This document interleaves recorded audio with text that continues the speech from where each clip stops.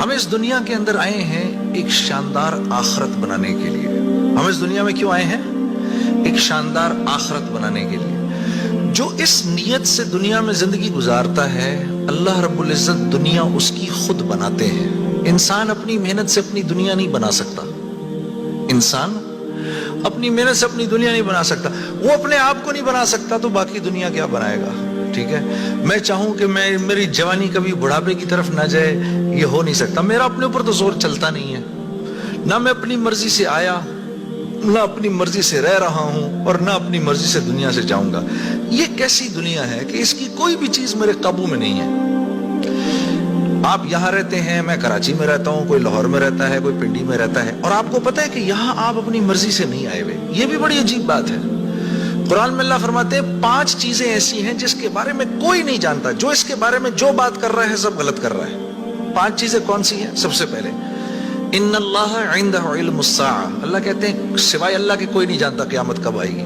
وَيُنَزِّلُ الْغَيْثَ، بارش نے کب کہاں اور کتنا برسنا ہے کوئی نہیں جانتا. رزق کس کے پاس کتنا پہنچے گا اللہ فرماتے ہیں کوئی نہیں جانتا، صرف میں جانتا ہوں. وَيَعْلَمُ مَا فِي الْأَرْحَامِ، ماں کے رحم میں یہ تو معلوم کر لیتے ہیں کہ بیٹا ہے یا بیٹی ہے، لیکن اللہ فرما رہے ہیں یہ نہیں معلوم کر سکتے کتنا جیے گا، کتنا کہاں رہے گا، کیا کھائے گا، کیا پیے گا، نیک ہوگا، بد ہوگا، فرما بردار ہوگا، نافرمان ہوگا. اللہ فرماتے کوئی نہیں جانتا. پھر اللہ فرما رہے ہیں وما تدری نفس ماذا تکسب غدا، کوئی نفس یہ نہیں جانتا، انسانوں کو چھوڑو، کیڑے مکوڑے بھی یہ نہیں جانتے کہ کل ان کو ان کا رزق کہاں سے ملے گا. مجھے نہیں پتا تھا کہ آج میں کھانا یہاں بیٹھ کے کھاؤں گا، کوئی آئیڈیا نہیں. اللہ کہتے کوئی نہیں جانتا. پھر اللہ کہہ رہے ہیں 5ویں چیز وما تدری نفس بأی ارض تموت، کسی نفس کو نہیں پتا کہ اس کو موت کب آئے گی اور کہاں آئے گی. وما تدری نفس بأی ارض تموت، کسی نفس کو نہیں پتا اس کو اس کی موت کل کہاں آئے گی. یہ 5 چیزیں کوئی نہیں جانتا. اب ان 5 چیزوں کا براہ راست ہماری زندگی سے تعلق ہے. تو پھر یہ کیسی زندگی ہے، یہ کیسی دنیا ہے جس کے بارے میں کچھ بھی نہیں جانتا. تو اللہ رب العزت نے دنیا کا بننا بگڑنا یہ انسان کے ہاتھ میں نہیں رکھا، یہ انسان کے ہاتھ میں نہیں رکھا. اور اختیار کتنا دیا؟ ہم کہتے ہیں نا بھائی انسان کو اختیار ہے. بھائی اختیار کتنا دیا؟ اختیار اتنا دیا، کسی نے حضرت علی کرم اللہ وجہ سے پوچھا کہ حضرت یہ میرے پاس دنیا میں کتنا اختیار ہے؟ کہا ایک ٹانگ اٹھاؤ اپنی. تو اس نے اپنی ایک ٹانگ اٹھا لی. کہا جی دوسری اٹھاؤ. کہا جی وہ نہیں اٹھا سکتا. کہا بس اتنا اختیار ہے تیرے پاس. انسان کے پاس اتنا اختیار ہے. اور جو اختیار ہے وہ کیا ہے یہ جاننا بڑا ضروری ہے. انسان کے پاس کیا اختیار ہے؟ اللہ نے انسان وہ واحد مخلوق ہے پوری کائنات میں جو اپنی جان کے استعمال کو بھی جانتی ہے اور چیزوں کے استعمال کو بھی جانتی ہے. انسان کے علاوہ اور کسی مخلوق کو یہ نہیں پتا کہ میں نے اپنی جان کو کیسے استعمال کرنا ہے اور چیزوں کو کیسے استعمال کرنا ہے. گھوڑے کو نہیں پتا کہ میں نے اپنے آپ کو کس کام میں لگانا ہے اور میں نے بکری کا کیا استعمال کرنا ہے.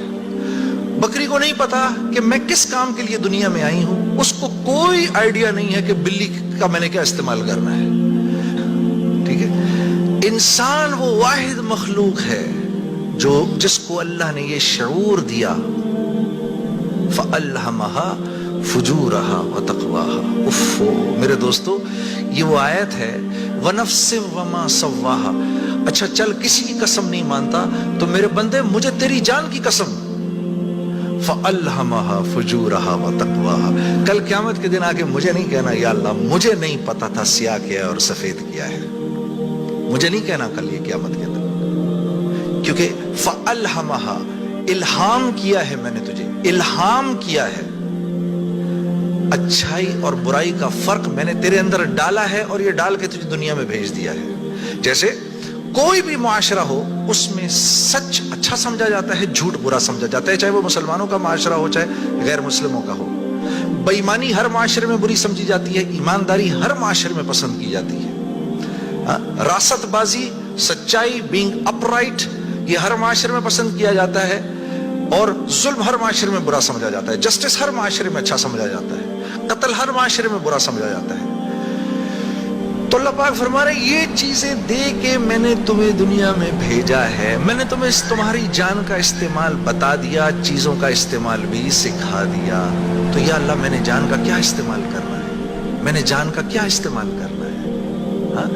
تو اللہ پاک فرماتے ہیں قد افلح من زکاہا، تو نے اپنی جان کا تزکیہ کرنا ہے تو تو کامیاب ہو جائے گا۔ وقد خاب من دساہا، اور اگر اپنے نفس کو تو نے کھلا چھوڑ دیا تو برباد ہو جائے گا۔ اب نفس کا تزکیہ کیا ہے؟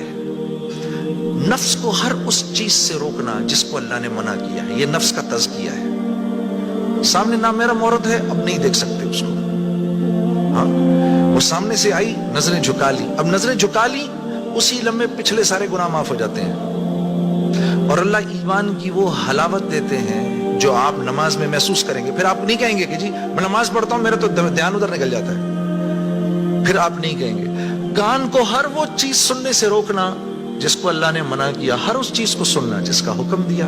ہاتھ کو ہر اس جگہ استعمال کرنا جس کا حکم، ہر اس چیز سے روکنا جس سے منع کیا۔ تو نفس کا تزکیہ اللہ فرما رہے ہیں جب تم دیکھ دیکھ کر میری رعایت رکھ کے زندگی گزارو گے تو تم اس دنیا میں کامیاب ہو جاؤ گے، اور تمہیں کامیاب کون کرے گا؟ ہم کریں گے، تم خود کامیاب نہیں ہو سکتے۔